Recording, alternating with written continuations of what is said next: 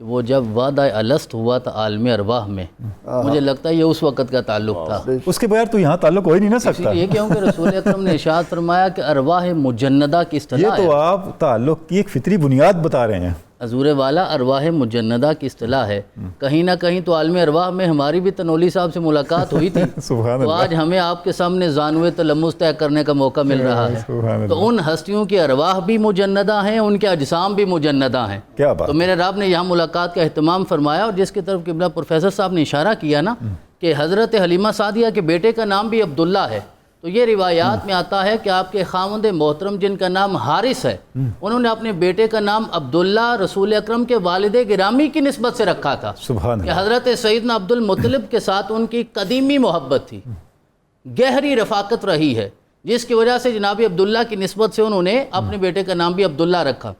یہاں لوگوں کو رسول اکرم کے والدین کا ایمان نظر نہیں آتا، یہاں تو حضرت حلیمہ سعدیہ کا بیٹا بھی عبداللہ ہے، یعنی اللہ کا بندہ ہے۔ سبحان ہم اللہ۔ صرف ناموں پہ غور کر لیں تو بہت ساری کنفیوژنز ختم ہو سکتی ہیں، ایسا ہی ہے۔ لیکن جب میرا رب دستگیری فرمائے، توفیق عطا فرمائے، پھر ہی تو روشنی نظر آتی ہے۔ ڈاکٹر صاحب ابھی پروفیسر جس واقعے کا ذکر کر رہے ہیں، جہاں پروفیسر نے اپنی گفتگو ختم کی، تو حضرت حلیمہ سعدیہ نے کیا فرمایا؟ میں اللہ کی پناہ میں دیتی ہوں آپ کو۔ اللہ کی پناہ۔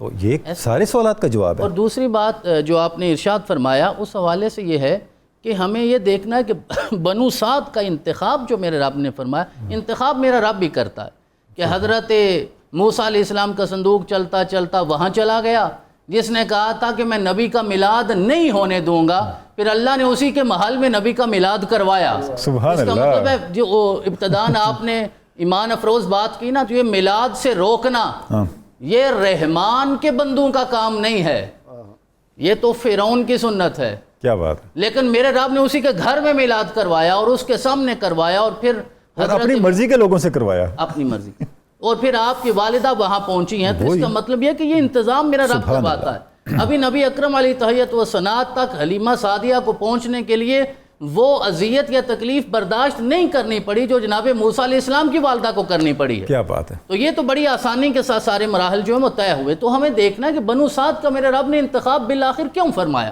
سب سے پہلے ان کے خصائص میں، فضائل میں، خوبیوں میں، کمالات میں ہمیں یہ چیز نظر آتی ہے کہ اس خاندان میں فصاحت و بلاغت اپنی انتہا پہ تھی۔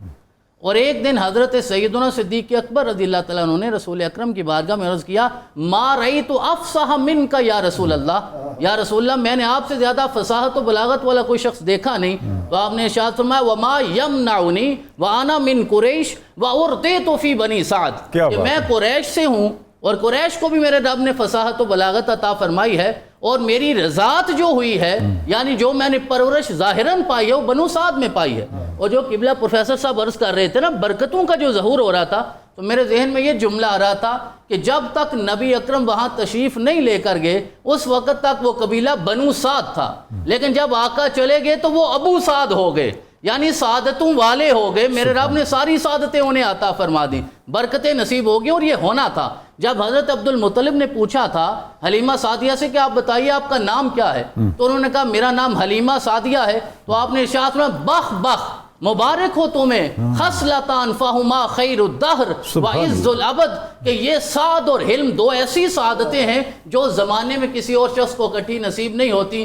کیا تم یہ سعادت پاؤ گی کہ میرے پوتے کو دودھ پلاؤ؟ ہو سکتا ہے اس سعادت سے پہلے تو صرف حلیمہ تھی، اب میرا رب تمہیں سعدیہ بھی بنا دے گا۔ تو لہذا یہ فصاحت و بلاغت ہے، مہمان نوازی ہے، جفا کشی ہے، محنت کا جذبہ ہے، اور سب سے بڑھ کر اس خاندان میں ایفائے عہد نظر آتا ہے۔ اور خلیفہ دوم مراد رسول کہا کرتے تھے، تمعددوا واخشوا شنو، کہ اہل عرب تم اپنے بچوں کو اتنا مضبوط بناؤ جس طرح ہمارے جد امجد ماد کو میرے رب نے مضبوط بنایا تھا، جفا کش بناؤ۔ تو ان فضائل اور خصائص کی بنیاد پہ میرے رب نے رضاعت کے لیے اس خاندان سے سبحان اللہ ڈاکٹر صاحب، سبحان اللہ۔